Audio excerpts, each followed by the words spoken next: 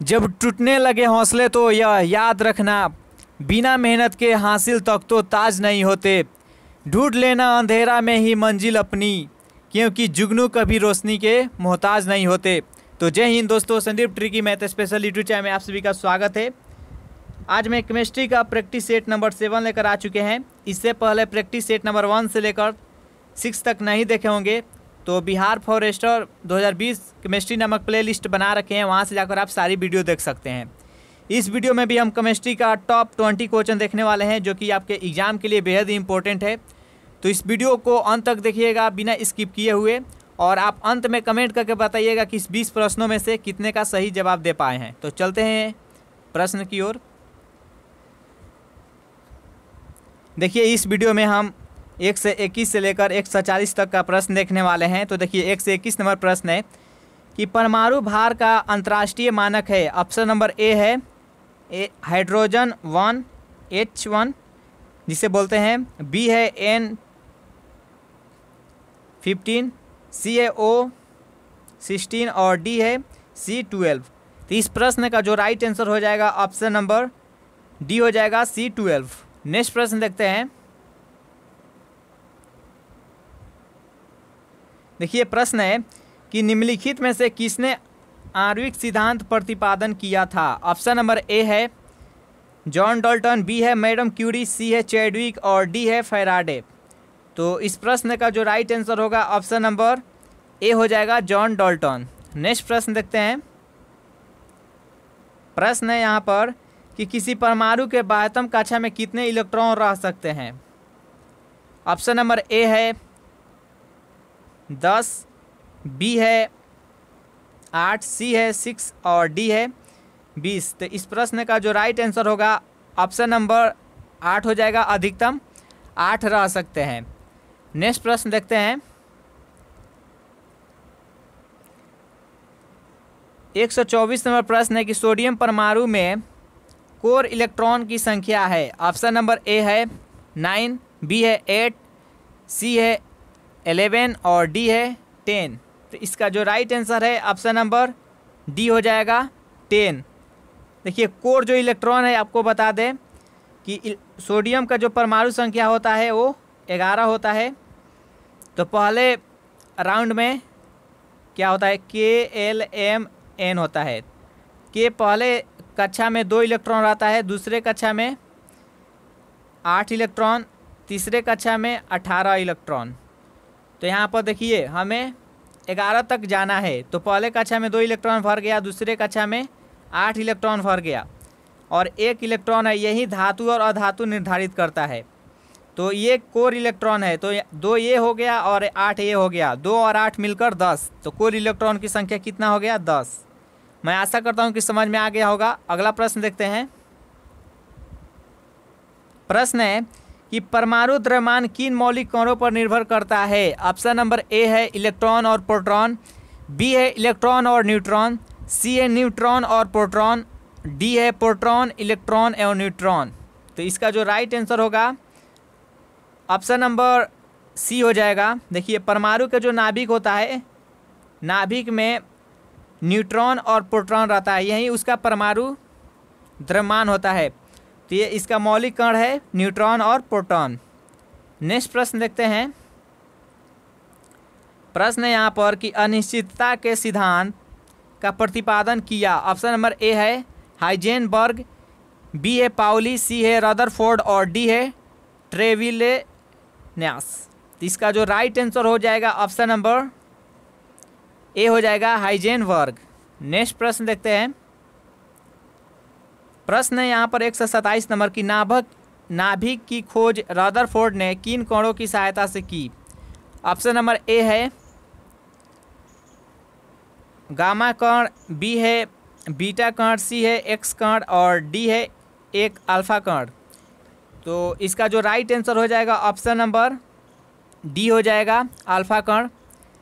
देखिए, रदरफोर्ड जब नाभिक की खोज कर रहे थे तो हम आपको बता देते, एक सोना का पतला सा पत्थर लिया और उस पर लगातार अल्फा कण की बौछार किया, और बौछार करने के बाद क्या हुआ, परिणाम देखिए, कुछ कण हुआ कि सीधे इस तरह से उस पार कर गई, कुछ है कि इसके विपरीत दिशा में यहाँ पर रिटर्न आ गई, कुछ पार कर गई कुछ रिटर्न आ गई, और एक कण ऐसी थी कि जो उससे टकरा कर पुनः उसी के दिशा में रिटर्न आ गई।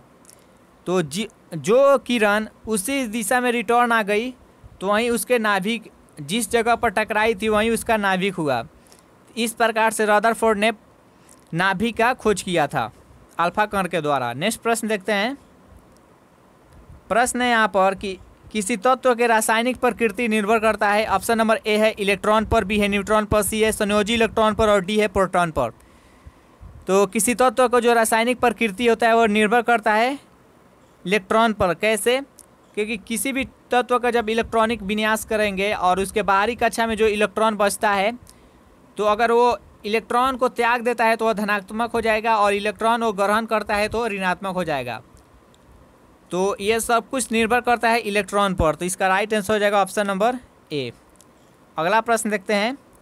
प्रश्न है कि किसी तत्व के रासायनिक गुण निर्भर करता है। ऑप्शन नंबर ए है परमाणु संख्या पर, बी है परमाणु द्रव्यमान पर, सी है परमाणु द्रव्यमान भार पर और डी है परमाणु भार पर।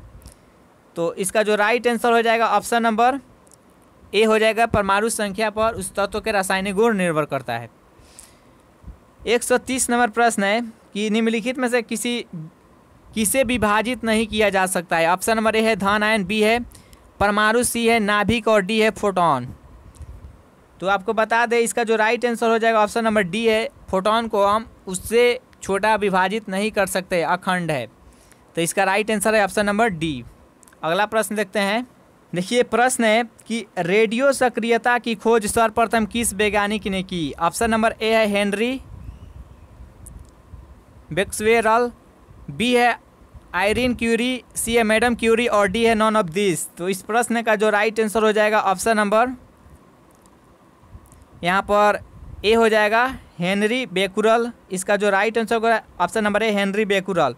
यहाँ पर थोड़ा सा रॉन्ग हो गया, हेनरी बेकुरल इसका राइट आंसर हो जाएगा। नेक्स्ट प्रश्न देखते हैं। देखिए 132 नंबर प्रश्न है कि रेडियो सक्रियता किसका गुण है। ऑप्शन नंबर ए है न्यूट्रॉन की, बी है इलेक्ट्रॉन की, सी है प्रोटॉन की और डी है नाभिक की। तो इसका जो राइट आंसर होगा ऑप्शन नंबर डी है, रेडियो सक्रियता है ये गुण है जो डिपेंड करता है उसके नाभिक से। तो इसका राइट आंसर है डी।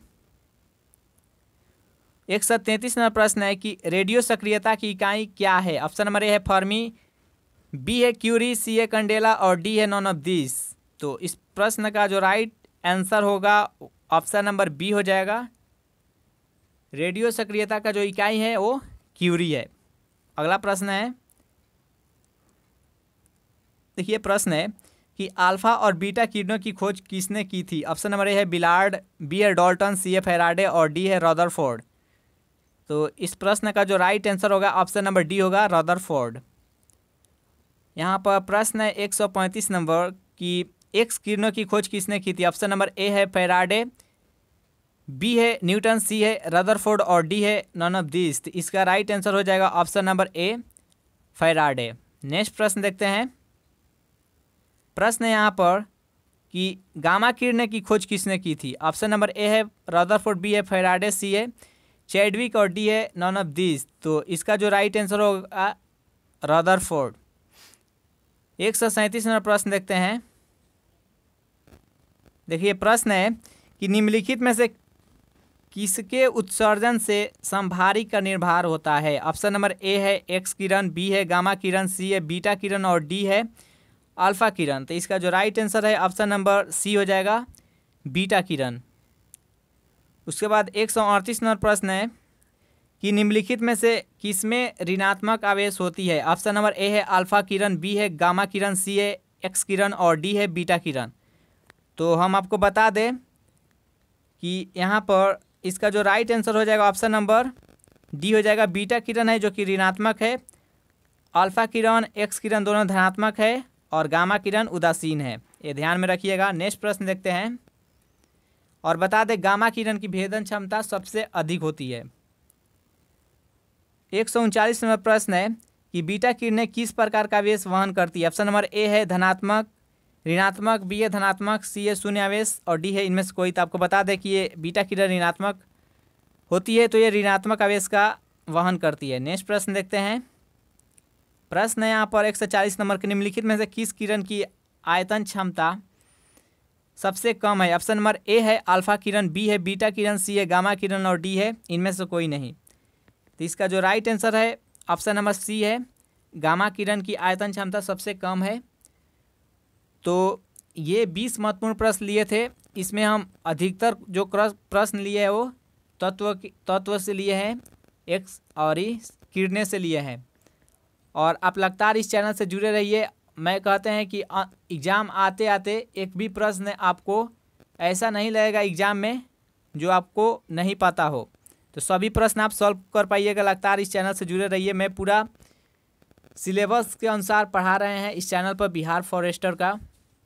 तो अगर ये वीडियो आपको अच्छा लगे तो इसको लाइक करें और ज़्यादा से ज़्यादा अपने दोस्तों के पास शेयर करें। और आपसे रिक्वेस्ट है कि अगर इस चैनल से नए जुड़े होंगे तो प्लीज़ चैनल को सब्सक्राइब कर ले। तो thanks for watching this video. मिलते हैं नेक्स्ट वीडियो में।